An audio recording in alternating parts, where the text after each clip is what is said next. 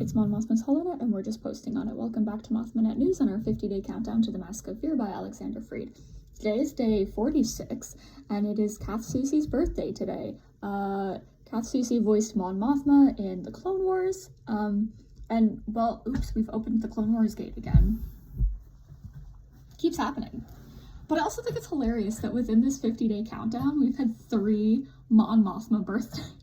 Because we kicked off with Genevieve O'Reilly's. We just had Caroline Blackstone's last week, and now Kath Soucie. First of all, happy birthday, Kath Soucie. I hope you had a wonderful day, even if you never see this fucking video.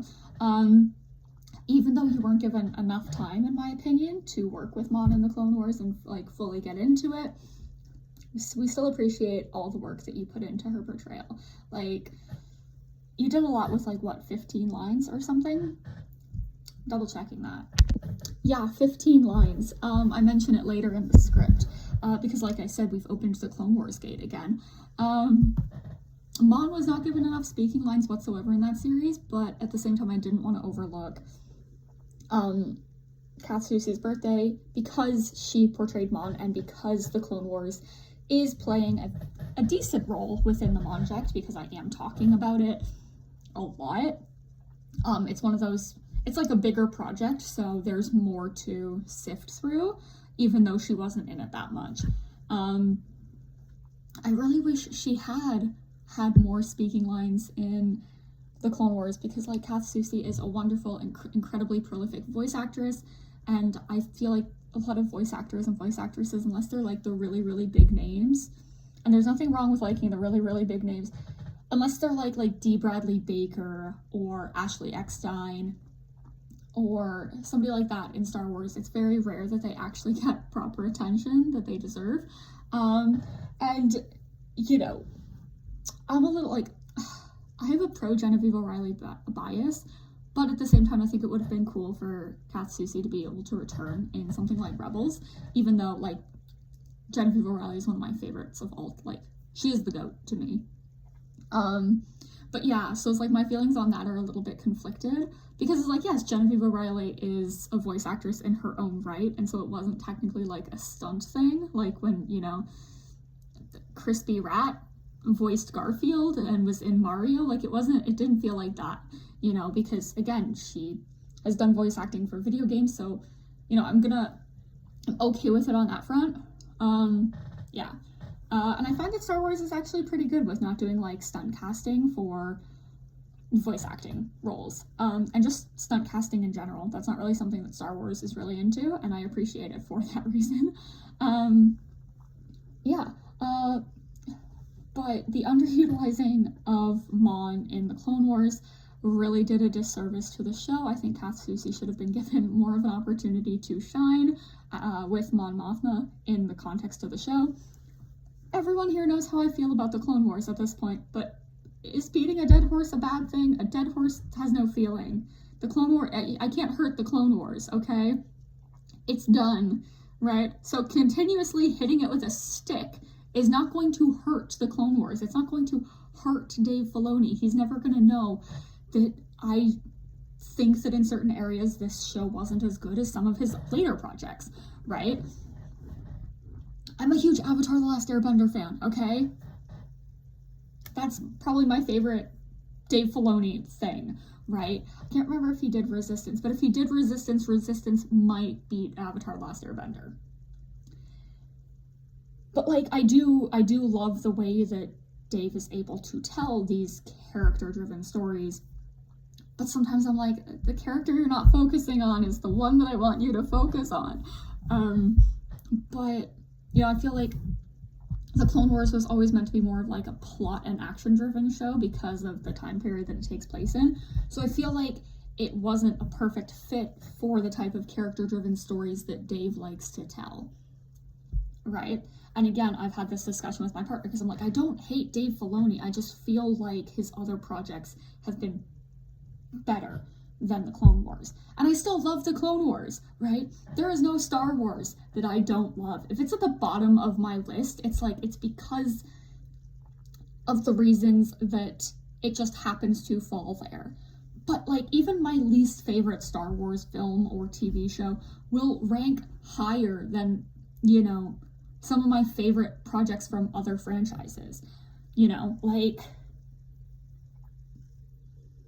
come on, that's just the way that it works sometimes. And not every Star Wars thing can be my favorite. Not all Star Wars is specifically for me, but I try to find some joy in it, right?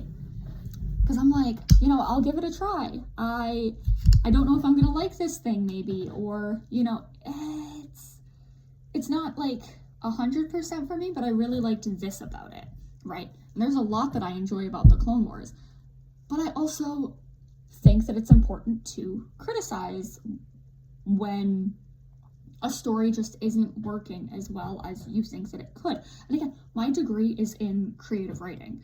I want to work on Star Wars at some point, so I need to understand like why I specifically think that some stories in Star Wars don't work as well as other stories do. That's important to me, because otherwise I'm going to potentially fall into the trap where if I'm ever granted a Star Wars story to write, it might not work if I don't pay attention to what do I like, where do I think that things fall flat, right? Again, I much prefer the political storylines in Star Wars, and I was hoping that the Clone Wars would have more of that, because war is inherently political, right? And I'm not saying that I hated the storylines that followed Anakin and Ahsoka and Rex and Obi-Wan. I loved those stories as well. Like, I love those characters. But in a lot of ways, I felt like the political storylines were not as fleshed out as they could have been. I love characters like Satine. I wanted to see Padme properly get to work with like her political allies. I wanted her to be talking in the Senate about various things, and it wasn't happening as much as I wanted it to. And you know, a 22-minute episode is not that long to spend on a bill or a Senate debate that could have taken like weeks and months of preparation, right? Once again, I still enjoy the Clone Wars. I'm not a hater. I'll joke about being a hater when it comes to the Clone Wars, but that's not actually true. You can tell when I'm really a hater for something, and it's when there is no way that you can read it in a joking tone, right? Like, I'll be like, oh yeah, I fucking hate the Clone Wars, and I can't even say it with a straight face, right? I'd be like, I don't like that about the Clone Wars, but here's 5 other things that I liked. There's always more good in it than bad, I think. And again, a lot of the Monject is very, very biased towards Mon Mothma, so of course I'm going to be like, hey, the Clone Wars underutilized Kath Soucie and her voice acting role for Mon Mothma. Like, Mon Mothma was not utilized enough, right? In the vast majority of her episodes, she doesn't speak. So it's like you have this model of this character, and the voice actress that you hired to play this role is not getting paid because she's not fucking in it. Like, I don't know if you guys have heard the Jack Whitehall joke about, like, you know, having a non-speaking role in an animated film. Yeah, that means that, what the fuck does that mean? Because it's not your body that's there. It's a model of a character. So if you've got a non-speaking role in an animated project, you don't have a role at all. And you technically, people will argue whether you should be credited or not. And that's something that irks me. Like, if it was like a background character that they didn't have a voice actor or actress for, that would be one thing, but the fact is that they underutilized this character, and by extension, her voice actress.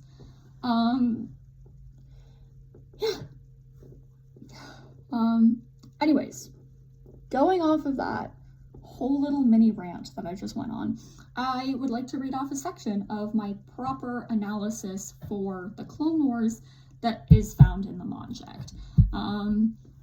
Again, I agonized over how to write this, and so, you know, again, there's still some tweaking that needs to be done. There's some more things that I want to add. I might take a few things away, but this is what a portion of this section looks like right now. Mon's lines of dialogue in this series Mon's lines of dialogue in this series lend very little to nothing with regards to her character. In many ways, I feel as though the writers of the Clone Wars didn't put much stock into Mon as a character, gave her throwaway lines, and treated her as just a cheerleader and yes man for Padme when there's so much more to her character. This is incredibly disappointing given that she is the leader of the Rebel Alliance, and the deleted scenes from Revenge of the Sith, which also showcase her political chops and leadership, had existed before the Clone Wars was made. It very much felt as if there could only be one prominent legacy female politician who was strong and was able to do her job. As a new character, Ryo Chuchi did not suffer this fate, and just in general, there were very few female politicians in the Clone Wars, which is likely because they did not seem all that interested in really going into the politics of a highly political event, war. Though many of Mon's scenes take place within the Senate building, there are a great many scenes in the Senate that Mon is not included in. The issue of her not being allowed to do her job is mostly because of her omission from key episodes involving the Senate. For example, Hostage Crisis in Season 1. Furthermore, when one considers that she was a primary architect of the rebellion and the delegation of 2000, it is a shame that she did not act as a leader in this particular era. It's a real shame that she wasn't given a real role in this show when this era is so incredibly defining for many characters. In many ways, the prequel era as a whole has dropped the ball with the character of Mon Mothma. There is no scene in the Clone Wars where she appears, and it is vital enough to her character that removing her and putting another character in her place would heavily impact the story. I'm gonna kind of play with the wording of that, because basically my point is, like, if you gave her lines to somebody else and removed her, nothing would happen. Like, it wouldn't change the story at all. That's the point I'm trying to get across. Her name is not even said at all in the entire 133 episode run of this series. I've put a lot of effort into expressing how small and insignificant of a character Mon was in the Clone Wars, down to solid numbers. Mon Mothma visually appears in 15 of 133 episodes, meaning we see her in 11% of episodes. And she speaks in 3 of those 15, meaning that she speaks in 2% of all Clone Wars episodes. She does not speak in 80% of her appearances.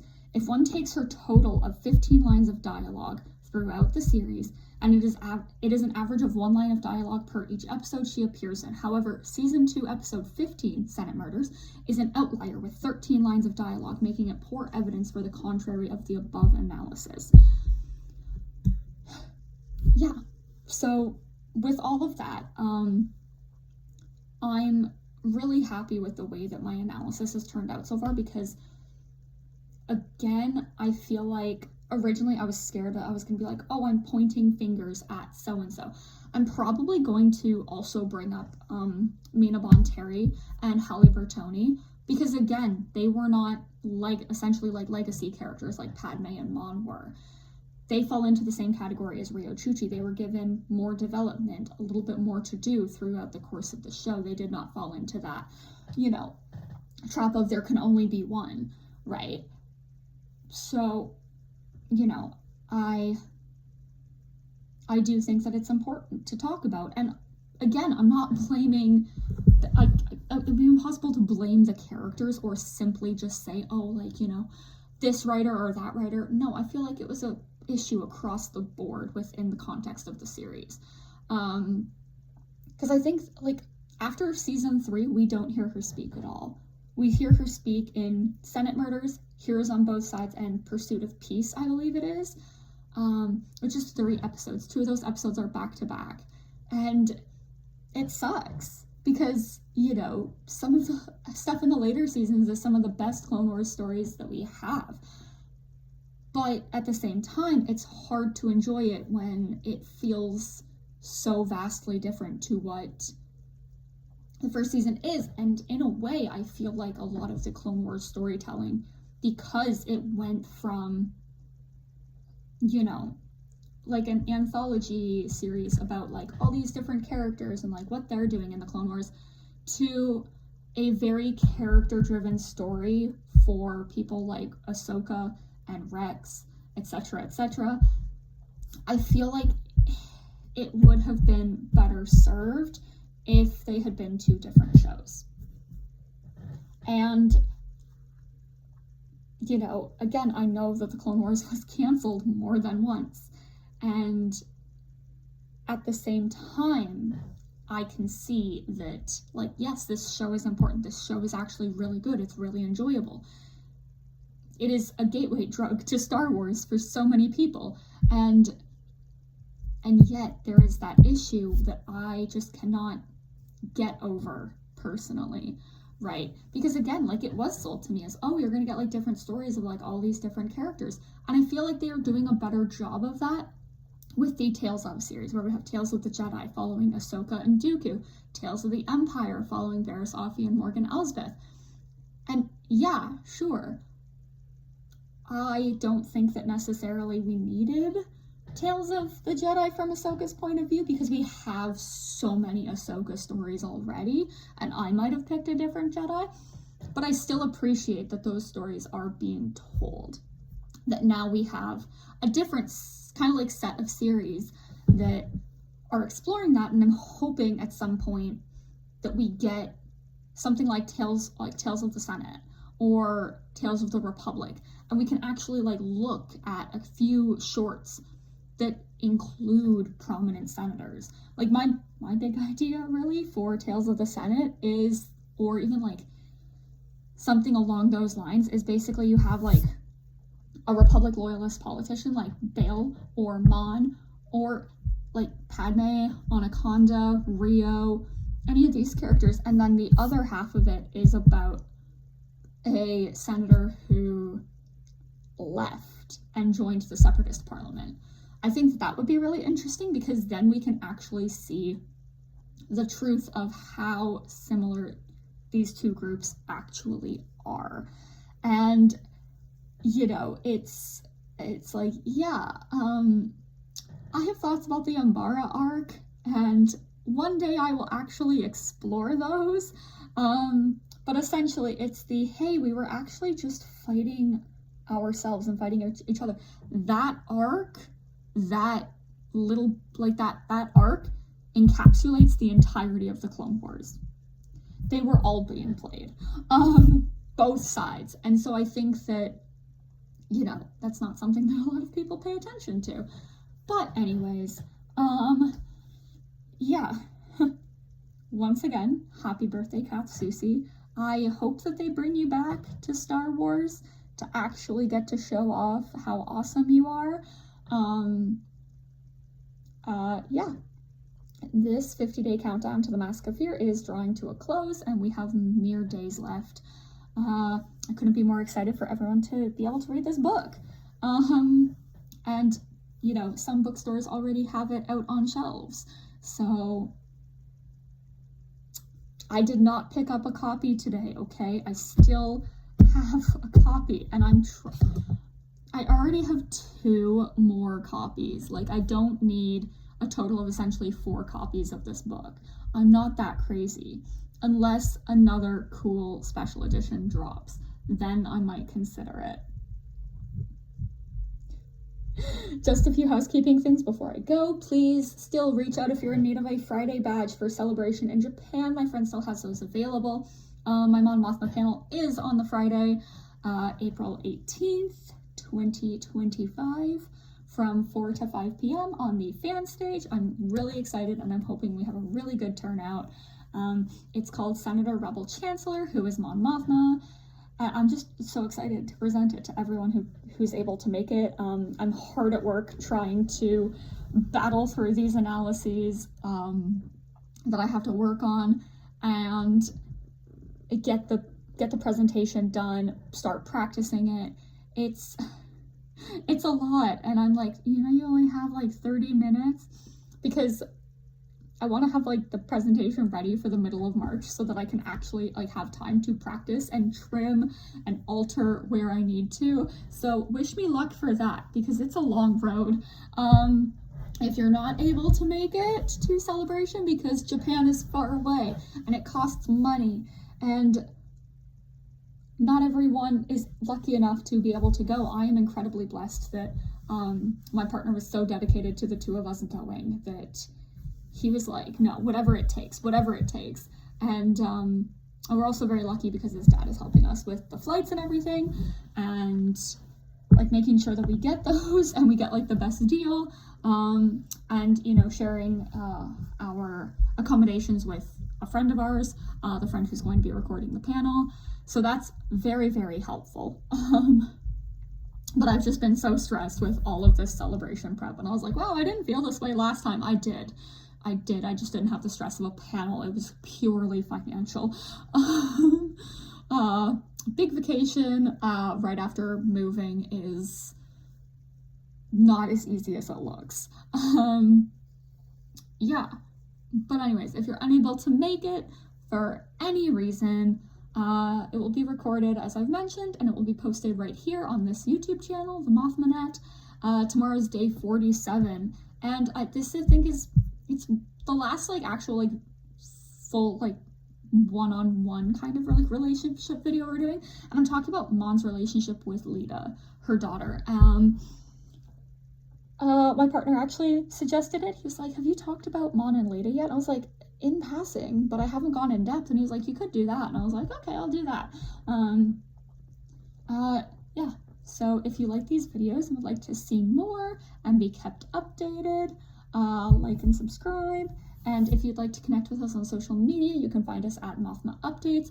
Also, for another video that I'm doing, if you have any Mon Mothma questions you would like me to answer in that upcoming video that will probably be in a couple of days, I'm looking at Sunday for that. So get your questions in. You can send them to me on, I'm gonna say, on TikTok, Instagram, or Blue Sky. Yeah, all three of those platforms. You can shoot a question over to me and I will do my best to answer it in a video. Yeah, so as long as I have those by, say, like Sunday, because I'm off, so I'm gonna have a little bit more time to work with that. Yeah, thank you very much. May the force be with you.